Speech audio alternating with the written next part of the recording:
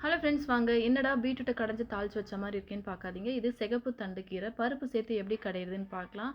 அதுக்கு 1/2 டம்ளர் துவரம் பருப்பு, ஒரு கைப்பிடி அளவு சிறுபருப்பும் சேர்த்து நல்லா 2, 3 வாட்டி கழுவி எடுத்துக்கோங்க. பருப்பு வேக வைக்கிறதுக்கு தண்ணி நல்லா கொதிச்சோனே பருப்பு சேர்த்துட்டு, கூடவே கொஞ்சமா மஞ்சள்தூள், 4, 5 பல்லு பூண்டு, 4, 5 சின்ன வெங்காயம், கூடவே 1 ஸ்பூன் எண்ணெய் சேர்த்துட்டு, நல்லா பருப்பு வெந்ததுக்கப்புறம் 2 பெரிய பழுத்த தக்காளியும் சேர்த்துக்கலாம். சேர்த்துட்டு இதுக்கு நல்லா ஒரு வாட்டி கலந்துட்டு, கீரை இப்போ நல்லா அது கூடவே சேர்த்துக்கலாம். கீரை சேர்க்கும்போது நல்லா பொடியாக கட் பண்ணி சேர்த்துக்கோங்க. சீக்கிரமாகவும் வெந்துடும், கடையிறதுக்கும் ரொம்ப ஈஸியாக இருக்கும்.